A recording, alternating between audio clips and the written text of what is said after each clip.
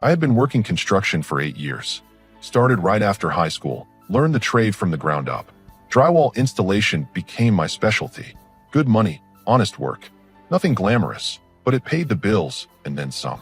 That Tuesday, I left the job site early. Severe thunderstorm warning had the foreman shutting everything down by 2 in the afternoon. I texted Laura to let her know I was heading home. No response, but that was typical. She was probably busy at the insurance office where she worked as an underwriter. I pulled into our apartment complex around 3. The parking lot was half empty on a weekday afternoon. I grabbed my thermos and work bag from the truck, noticing Laura's sedan in her usual spot.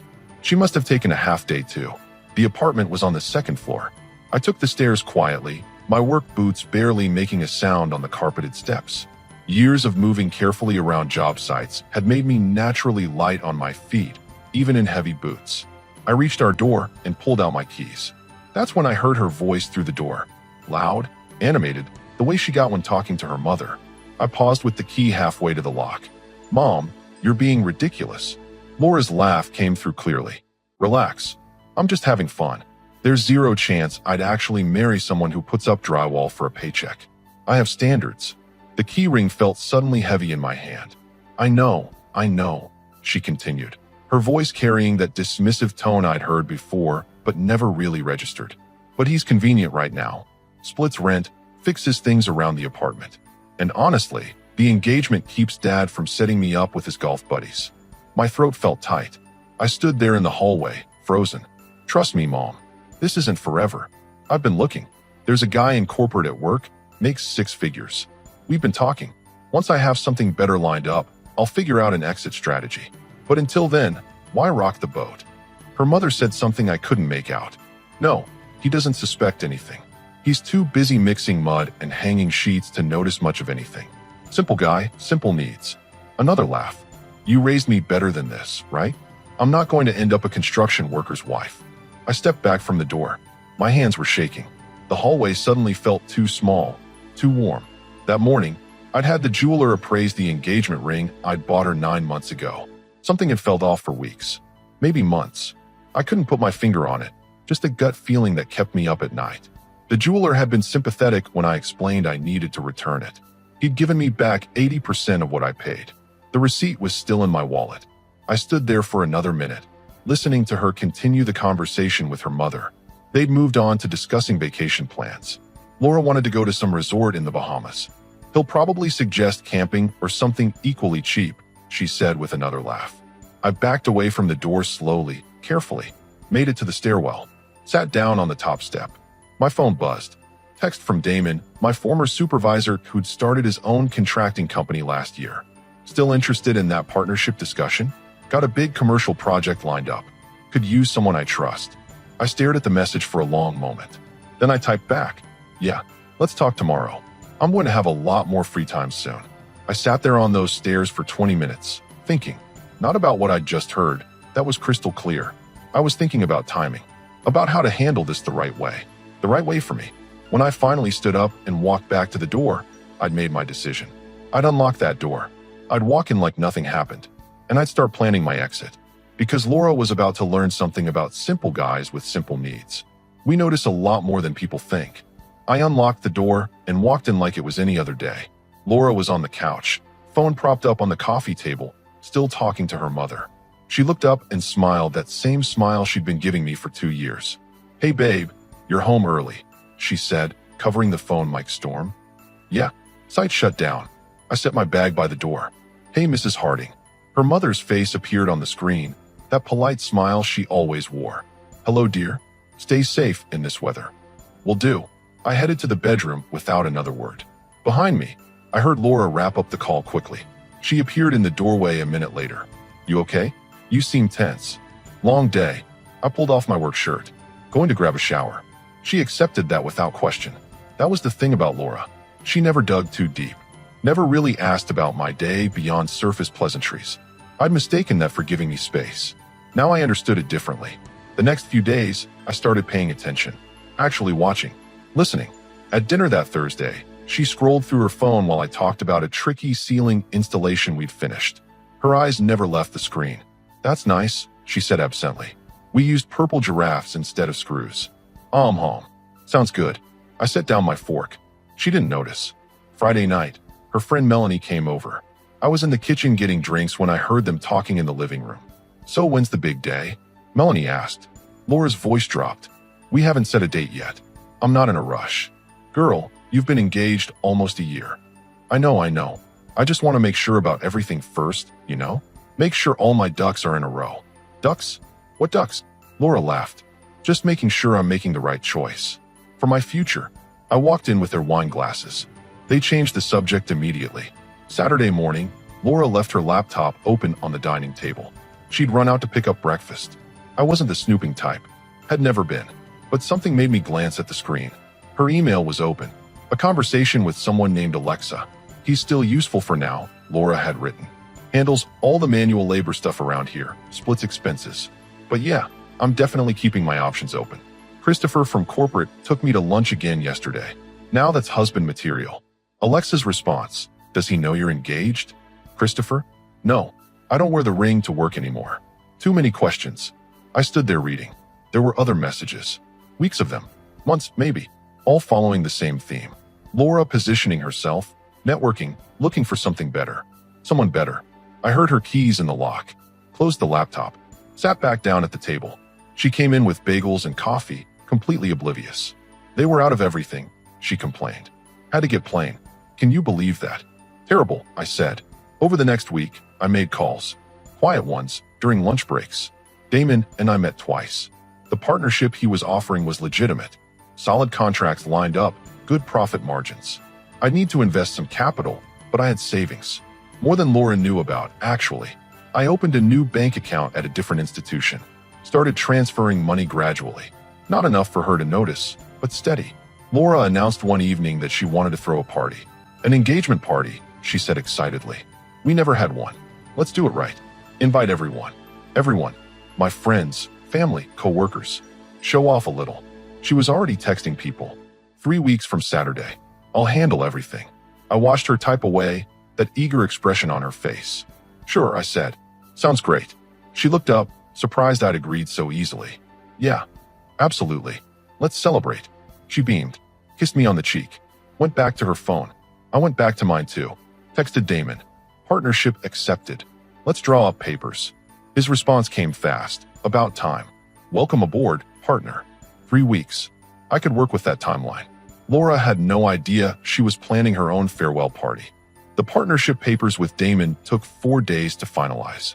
We met with a lawyer, someone he'd worked with before. Nothing fancy, just solid contract work. I put down $20,000 as my buy-in, half of what I'd saved over the years. Cameron Construction Solutions, Damon said, showing me the logo design. Has a nice ring to it. Better than I expected, I admitted.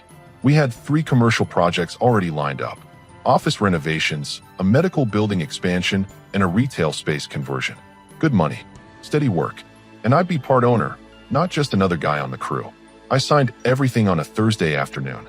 Gave my 2 weeks notice to my current employer that same day. My foreman understood. Opportunity knocks, he said, shaking my hand. Go build something. At home, Laura was deep in party planning mode. She'd sent invitations to 40 people, rented tables and chairs, hired a caterer. I watched her charge everything to the credit card we shared. This is going to be perfect, she kept saying. I just nodded. The apartment lease was in her name. Had been from the start, before we got together. I just moved in 2 years ago. Legally, cleanly, I could walk away whenever I wanted. No complicated untangling required. I started moving things out slowly. A box here, a bag there. Nothing she'd miss. Old college textbooks, tools from my truck, winter clothes. I stored everything at Damon's workshop. He had space in the back office. You're really doing this, he said, watching me unload another box. Should have done it months ago. Most guys would have confronted her immediately. Most guys don't think past the anger, I said. I want this clean. Definitive. No room for her to spin it later.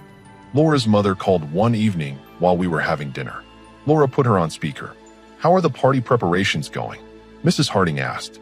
Wonderful. Everything's coming together beautifully. Laura glanced at me. We're so excited. And you, dear? Her mother's voice directed at me now. Looking forward to it. Absolutely, I said. Wouldn't miss it for anything. Good. Marriage is such an important commitment. I'm glad Laura found someone so stable. The pause before stable was deliberate. I caught it. Laura caught it. Nobody acknowledged it. After the call ended, Laura seemed nervous. My mom can be a bit much sometimes. She seems nice, I said flatly. 2 days before the party, Laura's co-worker Carrie stopped by. I was in the bedroom when she arrived. They didn't know I was home, thought I was still at work. So Christopher is coming Saturday? Carrie asked. Yes. I seated him far from my parents though. Don't need awkward questions. Laura, you're engaged. Christopher knows that now, right? He knows I'm in a situation. I've been honest about that. A situation? Girl, that's a whole person in there. Laura's voice dropped lower. I moved closer to the door. It's complicated. Look, I care about him, okay? But Christopher is going places. Real places. Corporate ladder, investment portfolio, the whole package. This, she paused. This is comfortable. That's different from forever. Does he suspect anything? No. He's too focused on his new business thing with some friend. Barely notices what I'm doing anymore. I stepped back from the door, pulled out my phone, texted Damon. Saturday is going to be interesting. His response, need backup. Nah, I got this. Friday night, Laura wanted to go over the party timeline. Guest arrival, food service, toasts. She'd planned everything down to the minute. Who's doing the speeches? I asked. My dad, probably. Maybe Melanie. Oh, and I thought you could say something too. Keep it short though. You know, sweet and simple. I can definitely keep it simple, I said. She smiled, kissed my forehead like I was a child who'd given the right answer. Saturday morning arrived. Laura was up at dawn, nervous energy radiating off her. She'd rented a private room at a restaurant downtown. Nice place. Probably cost more than I made in a week at my old job. Good thing I wasn't paying for it. I got dressed carefully. Nice jeans, button-down shirt, boots polished. Nothing fancy, but clean and presentable. Laura was in a cocktail dress, hair done professionally, makeup perfect. You look beautiful, I told her. It was true. She did. Thanks, babe. She checked her reflection one more time. This is going to be amazing. Everyone's going to be so happy for us. I'm sure they will be. We drove separately. She wanted to get there early to supervise setup. I told her I'd meet her there. Instead, I drove to Damon's workshop first. Checked my boxes one more time. Everything important was out of that apartment. Clothes, documents, tools, photos of my family. Nothing left behind that mattered. You ready for this? Damon asked. I looked at him. Been ready for 3 weeks. Want me there? No. This is something I need to do alone. He nodded. Call me after. We'll grab a drink. Deal. I drove to the restaurant. Parked. Sat in my truck for a minute, gathering my thoughts. Then I walked inside to my own engagement party. Time to end this properly. The restaurant's private room was decorated exactly how Laura wanted. String lights, floral centerpieces, a banner that read, "Congratulations, Laura," and with my name in smaller letters underneath. 40 people milled around, drinks in hand, conversations flowing. Laura spotted me immediately, rushed over, that practiced smile in place. There you are. Come on. People want to congratulate us. She pulled me into the crowd, introduced me to her coworkers, her college friends, extended family I'd met maybe twice. Everyone seemed genuinely happy. Nobody knew what I knew. Christopher was there. Tall guy, expensive suit, confident handshake. He looked at me with barely concealed amusement. Congratulations, man, he said. Laura talks about you all the time. I bet she does, I replied. Laura's father proposed a toast first. Talked about watching his daughter grow up, about being protective, about hoping she'd found someone worthy. He looked at me when he said that last part. Not hostile, just measuring. To the happy couple, he finished. Everyone drank. Cheered. Laura beamed. Melanie went next. Told some story about Laura in college. Something about ambition and knowing what she wanted. And clearly, she got it. Melanie said, gesturing toward me. More cheers. More drinks. Laura's mother stood then. Mrs. Harding, with her perfect posture and calculated words. My daughter has always had very clear standards, she began. The word standards hung in the air. She knows her worth. She knows what she deserves. And I trust her judgment completely. She raised her glass, looking directly at Laura, not me. The room felt warm. Too warm. Laura squeezed my hand.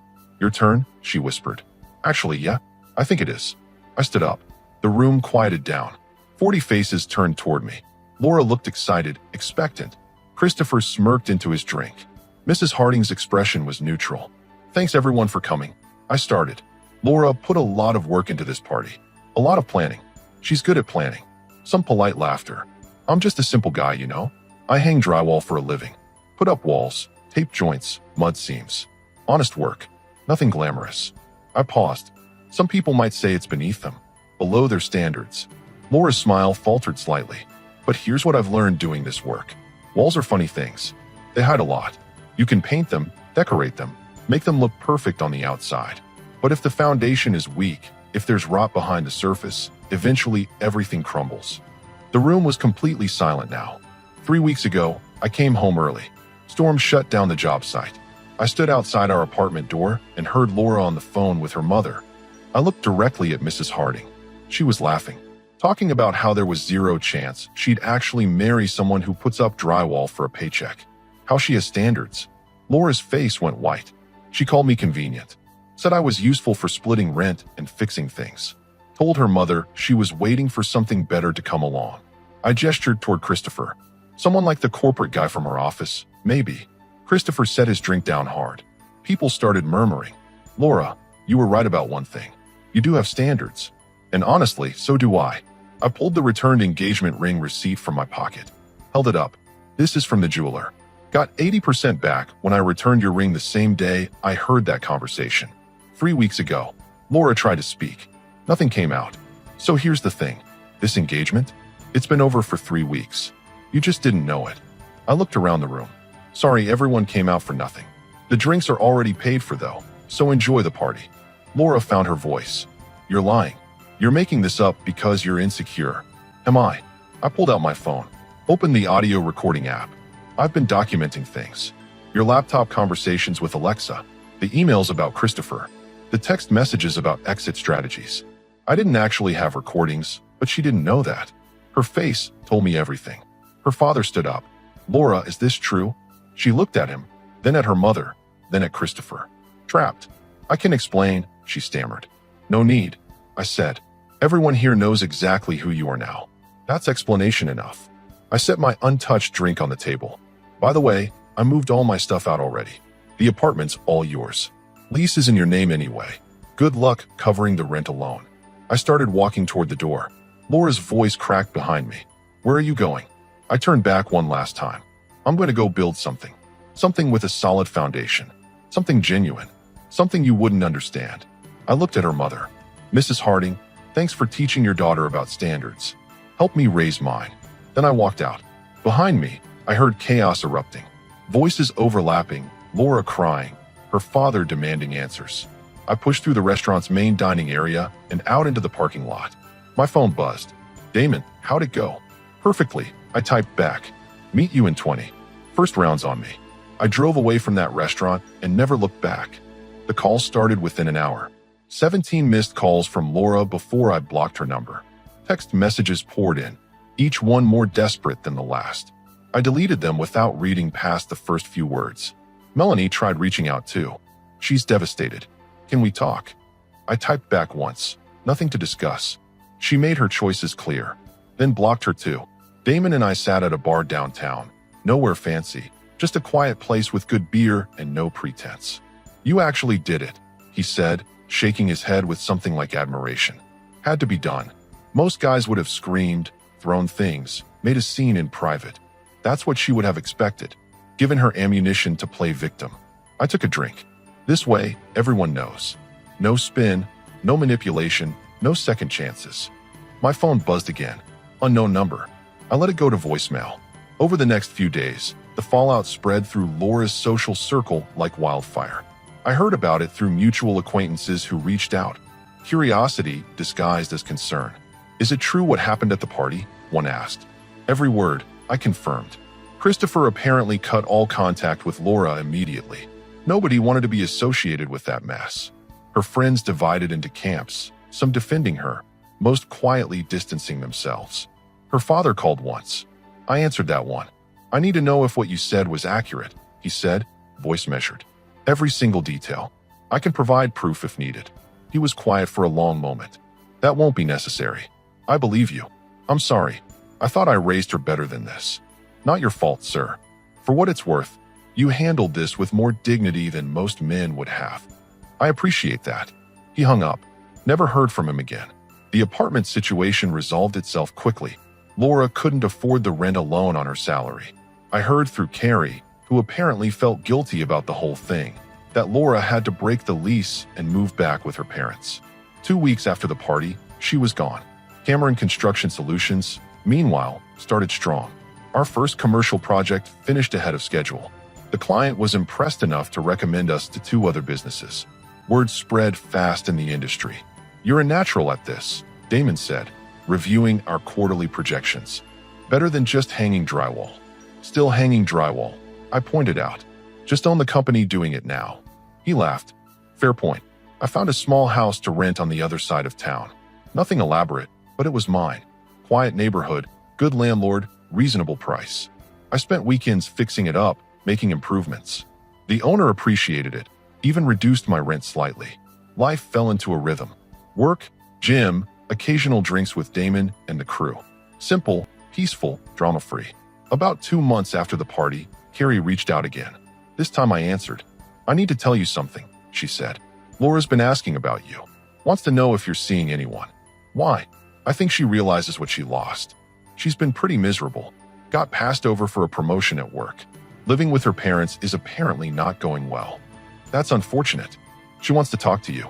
Asked if I could set something up." "Carrie, I'm going to be honest with you. There's nothing Laura could say that I want to hear. She showed me exactly who she is. I believe her. She claims she's changed. People don't change in 2 months. They just get better at hiding who they actually are." I paused. "Tell her I said no. And please don't ask again." "Understood. I'm sorry about all of this. You didn't do anything wrong. Take care, Carrie." I blocked her number 2. Not out of anger, just practicality. That chapter was closed. 3 months in, I met someone at a hardware store of all places. Nadia, project manager for a local architecture firm. She was buying materials for a home renovation, struggling with measurements. I offered help. "You know your stuff?" she said, impressed. "Construction background. It's what I do. Professionally, own a company, actually. Cameron Construction Solutions." We talked for 20 minutes in the lumber aisle. She asked for my business card. I gave her one. She called 2 days later. "My firm might have some projects that could use your expertise. Want to grab coffee and discuss it?" "Sure. When works for you." Coffee turned into lunch. Business discussion turned into genuine conversation. She was smart, direct, no games. When she found out what I did for a living, her response was immediate. "That's impressive. Starting your own business takes real courage. Not convenient, not beneath standards, just genuine respect." We started seeing each other casually. No pressure, no rush, just 2 people enjoying each other's company. She never knew about Laura. Didn't need to. That was history. 6 months after that engagement party, I was a different person. Not physically, though the regular gym routine had helped. But mentally, financially, emotionally, I'd rebuilt everything from the ground up. Cameron Construction Solutions had 5 full-time employees now and a waiting list of clients. We'd just won a bid for a hospital renovation project, the biggest contract we'd landed yet. Damon and I celebrated with the crew, professional pride mixing with personal satisfaction. "Never thought we'd get here this fast," Damon admitted over drinks. "Good work speaks for itself," I said. Nadia and I had been seeing each other for 3 months. Nothing serious yet, just easy and comfortable. She'd met Damon and the crew, fit right in. No pretense, no judgment, just genuine interest in what we were building. "Your company's impressive," she told me one evening. "You should be proud of what you've created. We're getting there. You're already there. You just don't brag about it." That was the difference. With Laura, I'd always felt like I needed to apologize for what I did. With Nadia, I never had to explain or justify anything. The unexpected encounter happened at a networking event Nadia's firm was hosting. Commercial builders, architects, city planners. Professional atmosphere, expensive venue. I was there representing Cameron Construction, business cards ready, prepared to make connections. That's when I saw her.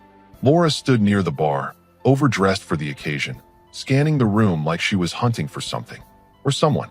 She looked thinner, tired, older somehow despite only 6 months passing. She spotted me.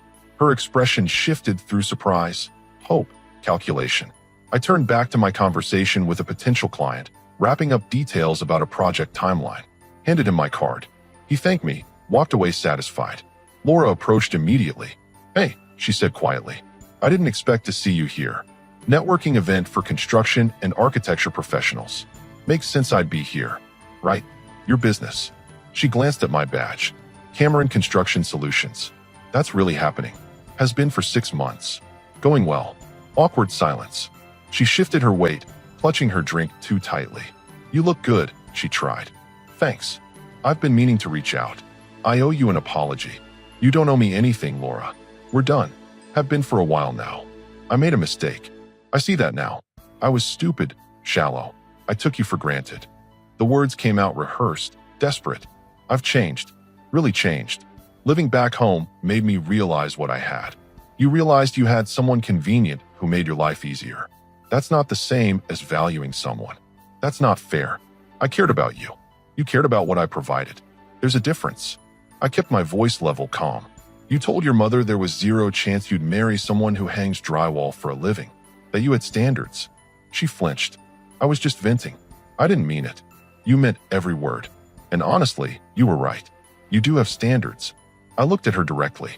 "And I have mine now too. They've gone up considerably in the past 6 months. You don't meet them anymore. So that's it. You won't even consider talking." "Laura, there's nothing to talk about. You showed me exactly who you are when you thought I wasn't watching. I believed you. That was the honest version, the one without the mask. People can change. Maybe. But I'm not interested in waiting around to find out. I've moved on. Built something genuine. Found someone who values me for who I actually am, not what I can provide." Her face fell. "You're seeing someone? That's not your concern anymore." Nadia appeared at my side then. Perfect timing. "Hey, ready to head out? We have that early meeting tomorrow." "Yeah, let's go." I turned to Laura one final time. "Take care of yourself. I mean that. But do it somewhere far away from me." We walked away together. Nadia didn't ask questions until we reached the parking lot. "Ex-girlfriend?" she asked. "Ex-fiancé, actually. Long story. Want to tell it?" "Not particularly. It's completely finished. That's all that matters." She nodded, accepting that. "Fair enough." We drove separately, but she followed me back to my place. We sat on my porch with coffee, talking about the evening's business connections, the upcoming hospital project, weekend plans. Normal conversation. Easy conversation. No games, no hidden agendas, no performance.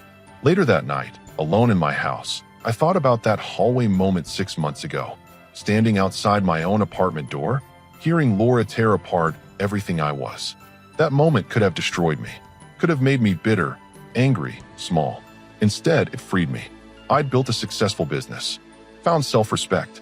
Learned the difference between being needed and being valued. Laura spent 6 months regretting her choices. I spent 6 months proving mine were right. That's not revenge. That's just living well. And I fully intended to keep doing exactly that.